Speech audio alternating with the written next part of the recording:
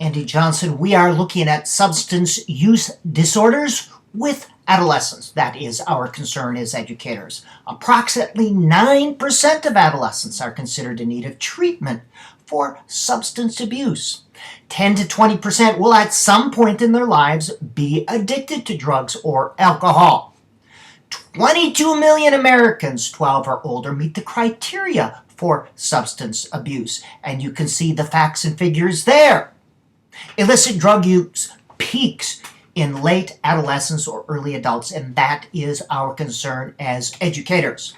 In a survey, those reporting using illicit drugs in the past month, and you can see 21 to 25-year-olds, 19%, 22% of 18 to 20-year-olds, that's that college age, 16 to 17-year-olds, 16%, and so forth. Marijuana is the most common illicit drugs. Now that should be very concerning because it is harmful for the developing brain, has been linked to lower scores on IQ tests, deficits in working memory, attention, motivation, and self-regulation, and deficits in psychosocial functioning, meaning how to interact with other people in this very important time when you're learning how to be a social adult. It messes all that up. In a survey, those reported using illicit drugs on at least one occasion, and you see 12th graders, 10th graders, 8th graders. We cannot ignore this. Alcohol, 12th graders, 10th graders, and 8th graders. Interesting. More have used illicit drugs than alcohol. Why do you think that is? I'll let you answer that. In a survey, 23% of high school seniors reported driving under the influence of alcohol or marijuana. And then ages, break it down, who have driven under the influence, 21 to 25, 18 to 20, and you can see that males are twice as likely as females to drive under the influence. It is a problem, an issue.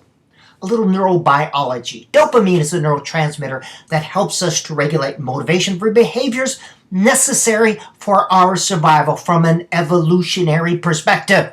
Meaning that we take in food, we have sex, social interactions. This all increases dopamine. Ooh, it feels good. So I want to do it again. It leads us to seek this out. That is related to motivation when we talk about motivation. Drugs make us feel good. The dopamine effect, it reinforces behavior, but it also reinforces the addictive behavior. I want to do it more. I want to do it more. However, with continued use or drug abuse, over time the dopamine D2 receptors decrease. With the increase of drug use, it takes us more to get the same result. This matters because dopamine neurons turn our attention to what is salient, fun, sad, or important for our survival. With lower dopamine levels, drug abusers experience less of a signal from the firing of these dopamine neurons. So the natural reinforcers like food, sex, getting an A, social interaction, sports, they're less reinforcing. It lessens our motivation. And you can see dopamine transporter blocked by cocaine, this natural thing that happens in our brain. There is less of it.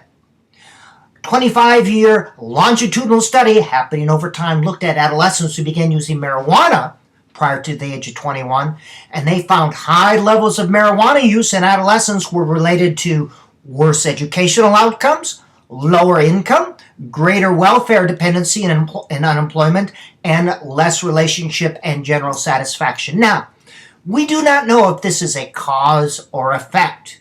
You're lower in these things and you tend to smoke marijuana because of it, or you smoke marijuana and it leads to these lower things. It's correlational, so we don't know. An important drug thing to focus on is tobacco. Leads to 500,000 deaths a year. Now think about if some group of people killed 500,000 people a year, we'd be very upset about it and we try to stop it. But yet alcohol or tobacco kills that many people a year. All right, we will be looking next at some risk factors.